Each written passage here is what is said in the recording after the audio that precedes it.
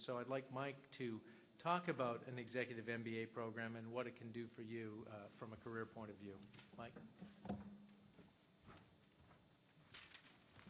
Thanks, Demetrius, and good whoa, I guess this is working. Good afternoon, everyone. Demetrius gave me a significant set of challenges.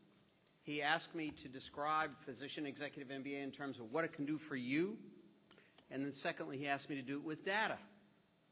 Since my competitors aren't very good about sharing data with me, I'm going to share some data with you on this accredited MBA that we've been offering now for 13 years. And I'd specifically like to focus on the success of many of our alums in doing that, and then hopefully that will give you an idea of what we're talking about. Demetrius said, Mike, what's in it for the typical physician?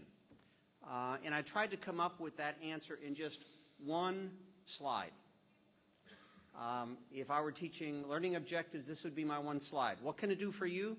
Secondly, you will see the tagline, a lifetime of physician leadership. Program, as I would suggest, any MBA program that you would enter as a physician is a way to acquire knowledge and skill sets so you can lead. That's what we talk about a great deal, and Bruce Bain, my colleague, is going to talk a little bit about some leadership exercises that we do within the program. So I would submit to you the first goal is helping people acquire knowledge, skill sets, ways of thinking, tools and techniques so that you can lead others in the delivery of quality healthcare services. The other thing I'd like to focus on a little bit here is what it does for you in 1 year while you still have a practice and still have a job. We do not ask you to move. In fact, by doing some very specific things, blended mode education, focusing exclusively on physicians, and team teaching, we deliver to you an accredited MBA in just 1 year without you moving. So let me go down the path of those two benefits. 1 year without moving and prepping you with knowledge and skill sets for physician leadership. That's what I'd like to talk about a little bit this afternoon. This program, for those of you that read either Modern Healthcare or Modern Physician magazine, has been recognized now 6 years in a row as the #1 preferred MBA just for docs. We've been blessed with some incredible physicians over the last 13 years. In fact, we do surveys of our alums quite frequently, and since my wife, who is an RN, and I recruit at over a dozen medical society meetings a year, we have an opportunity to visit with many of our alums on a regular basis. We did a survey in which we asked them, how do you spend your time subsequent to graduation? What are you doing? What you will see is, since we analyze these data in terms of the primary role, you will see, and I'm going to gloss over the first bar for a second where it says clinician, and I will come back to that. You will see a variety of physician leadership roles. Medical directors are very popular among our alumni base. There are several presidents of ambulatory surgical centers, outpatient endoscopy centers, presidents of healthcare systems. 3 of our alums are presidents of hospitals. There are a number of presidents of large group practices. You'll see department heads, division heads, chiefs of staff, presidents of practice plans because they know where the money is, program center directors, etc. Now let me address, if I may, if I were to factor analyze all those data, I would submit to you the one commonality is physician leadership. Again, physicians leading others in the delivery of quality healthcare services. Now, let me go back to, excuse me, I pressed the wrong button. Let me go back to where it says clinician. Again, the question was asked in terms of where you spend most of your time. The vast majority of alumni of this program are still involved in a clinical role. In fact, the last time I counted, 97% of our alumni, and there have been 353 physicians over the last 13 years, 97% still have some kind of a clinical role. They blend a clinical role with the leadership role. And by the way, from a position of leadership, we advise them to do that. We don't advise people to completely leave a clinical role unless there's a very specific reason for that. We advise them for 2 reasons. Number 1, to maintain the respect of peers. The best way for physicians to continue to be able to have conversations with other physicians is to still have some kind of a clinical role.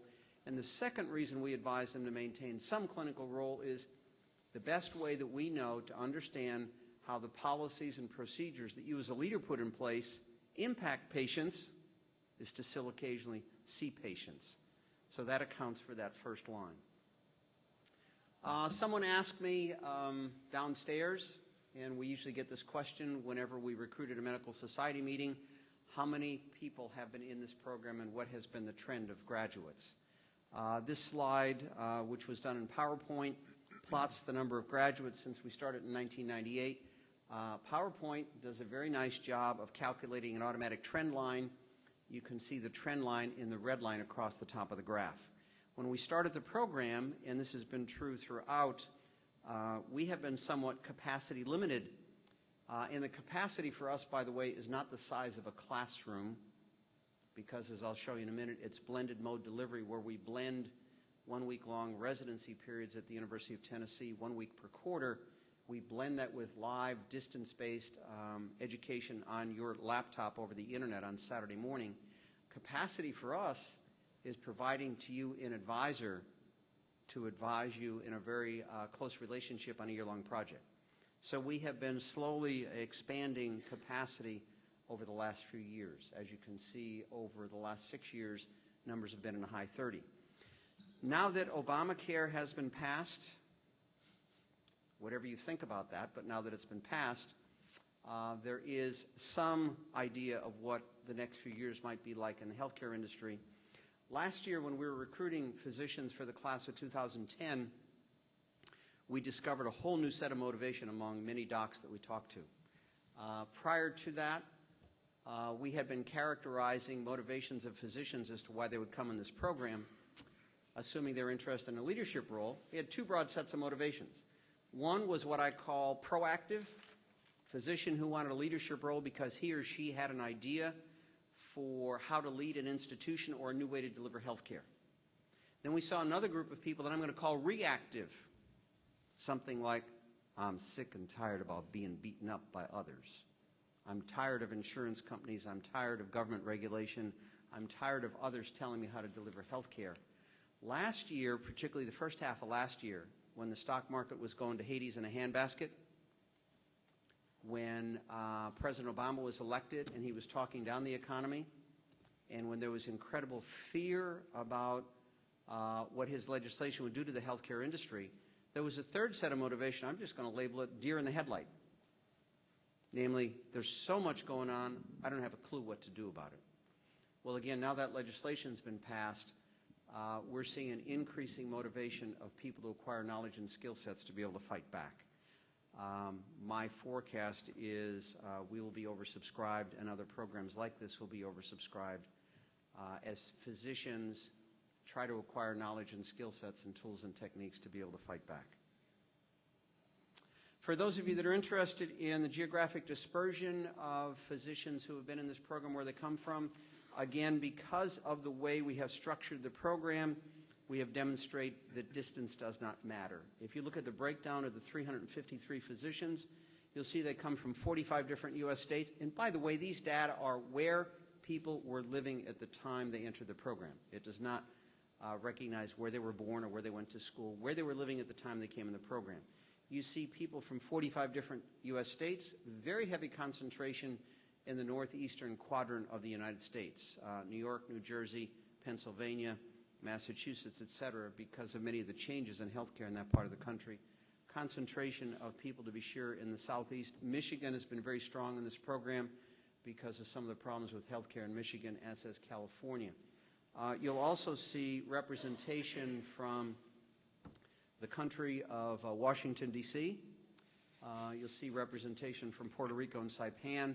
You'll also see 8 other countries have been represented in this program. So again, we have proven that distance does not matter.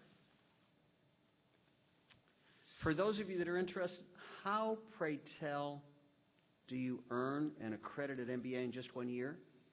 And why does it take the typical business school in the United States of America? The modal length, for those of you that investigated it, is 2 years long. One of our secrets, and it's not a secret, we openly advertise this, but there's a lot of other business schools refuse to do this, is showed on this chart. What we do is we team teach, we integrate the curriculum across 3 semesters. I describe it as lean process improvement in education. How many people here are involved in a lean process improvement in healthcare? For those of you that are, you know the inefficiencies that exist in many sectors. It's incredible the effectiveness and the efficiency that you can tease out of a system when you get involved as teams and you look horizontally. So what this chart tries to show is, if I remember to push the right button, we typically will teach a subject in all 3 semesters, and I'm going to use business ethics as an example. I'm also going to use Bruce Bain, my colleague to my right, in terms of finance and financial statement analysis and accounting. We teach that in all 3 semesters. But most importantly, you'll notice in a semester, all the faculty teaching. So if I teach strategy, which is one of my preferred areas of teaching down here, if I teach strategy, I need to know what my colleague Bruce Bain is teaching in finance, so that when I talk about the financial statement analysis that should be part of a good business plan, I know what he has taught already because I'm teaching with him. So by team teaching and by integrating the curriculum, that's one of the ways we take out a lot of the inefficiencies in a typical program. I've already showed you another way, and that is just by focusing exclusively on physicians that you saw from the prior slide.